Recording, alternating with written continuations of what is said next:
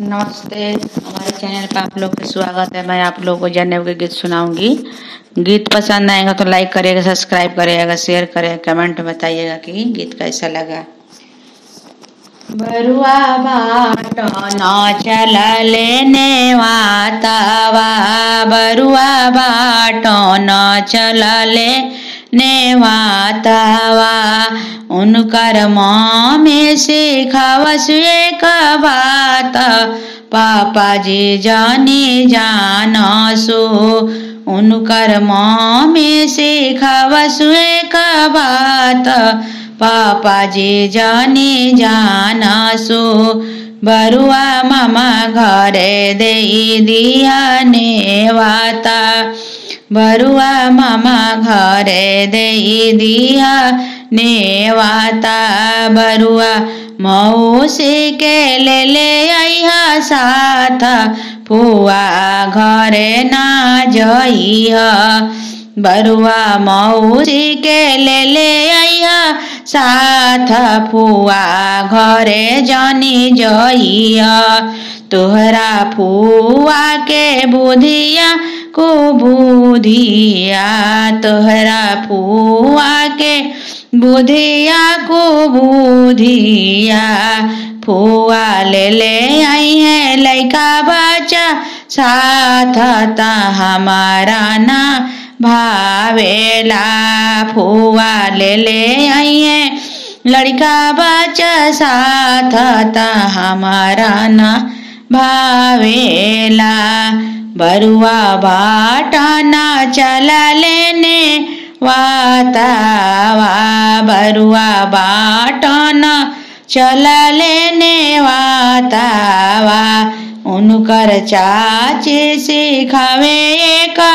बात, चाचा जी जानी जानसु, उनकर चाची सिखावसु एक बात, चाचा जी जानी जानसु, बरुआ मामा घरे दे दिया नेवाता, बरुआ मामा घरे दे दिया नेवाता, तो बरुआ मामा घरे दे दिया नेवाता, तोहरा फूफा के छोटबा इजतिया, बरुआ भाटा न चलले नेवातावा, उनकर चाची सिखावे एक बात, चाचा जी जानी जानसु, बरुआ मामा घरे दे दिया नेवाता, तोहरा फुआ के छोटा भाई जतिया, तोहरा फूफा जी के छोटा भाई जतिया, तोहरा फुआ जी के जतिया कुजतिया, तोहरा फूफा जी के जतिया कुजतिया, फुआ चली आई है फुआ के साथ, करिए बेइज्जतिया, फूफा चली आई है फुआ के साथ, त करिए बेइज्जतिया,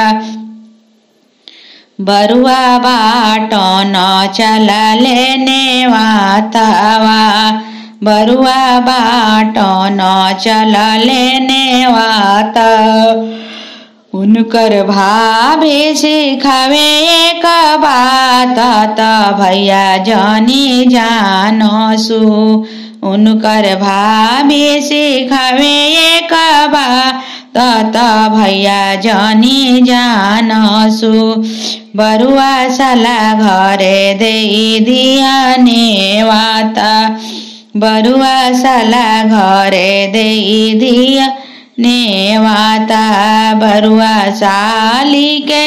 ले आइहा साथ, बहिनी घरे ना जइहा, बरुआ साली जी के ले आइहा साथ, बहिनी घरे जनी जइहा,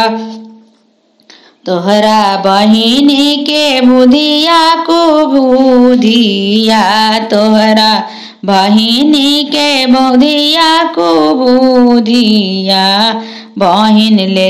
आई है लड़का बच्चा साथ त हमारा ना भावेला। महीना ले आई है लड़का बच्चा साथ त हमारा न भावेला। तोहरा जीजा जी के जतिया को जातिया, जीजा चली आई है दीदी जी के साथ त करिए बेइज्जतिया। जीजा चली आई है दीदी जी के साथ त करिए बेइज्जतिया।